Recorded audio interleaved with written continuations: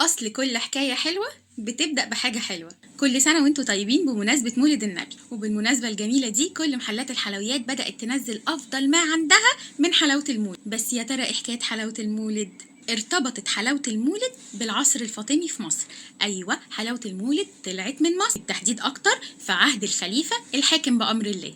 الفاطميين كانوا مشهورين ان هم بيعملوا احتفالات ومواسم كبيرة للشعب المصري، وطبعا في الاحتفالات دي كانوا بيقدموا الأكل والهدايا، وده لأنهم كانوا دايما بيسعوا لتعزيز مكانتهم السياسية والدينية بين المواطنين المصريين. وطبعا دايما في احتفالاتهم كانوا بيوزعوا الحلويات على الناس كنوع من الهدايا، وطبعا ده ليه؟ علشان يعززوا فكرة الولاء للحاكم ويقربوا الناس من السلطة الفاطمية. ورغم ان احتفالاتهم كانت كتير، بس حلوى المولد كان ليها طابع خاص، وكانت بتتعمل مخصوص للمولد النبوي الشريف. وكانت عبارة عن ايه؟ كانت عبارة عن عروسة معمولة من السكر وحصان. العروسة كانت بتتوزع على البنات الصغيرين كنوع من أنواع الفرح، أما الحصان كان بيتوزع على الأولاد وكان رمز للقوة. اشمعنى عروسة واشمعنى حصان؟ القصة الشعبية بتقول إن الاحتفالات بالمولد النبوي الشريف في العصر الفاطمي كانت دايما بتكون في الشوارع، وكان الخليفة بيحرص على إنه يحضر الاحتفال مع عامة الشعب، فكان بينزل الاحتفال في موكب عظيم كان بيبقى دايما راكب حصانه. ومرات الخليفة كمان كانت بتكون موجودة ولابسة زي مزركش. ومن هنا الصنايعية حبوا يوثقوا المشهد ده، فعملوا ايه؟ عملوا العروسة على شكل زوجة الخليفة.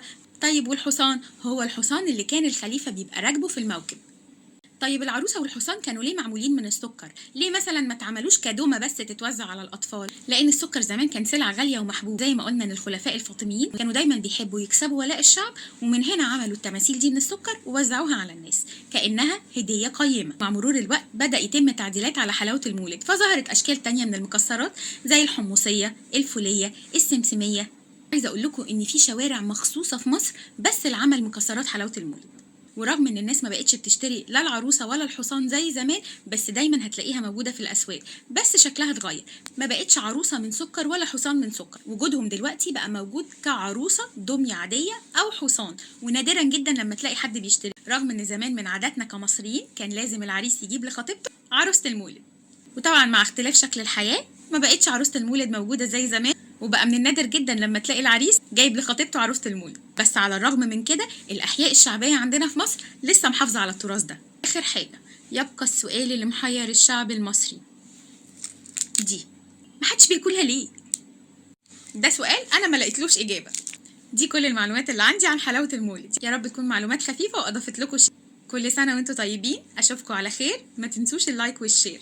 باي باي.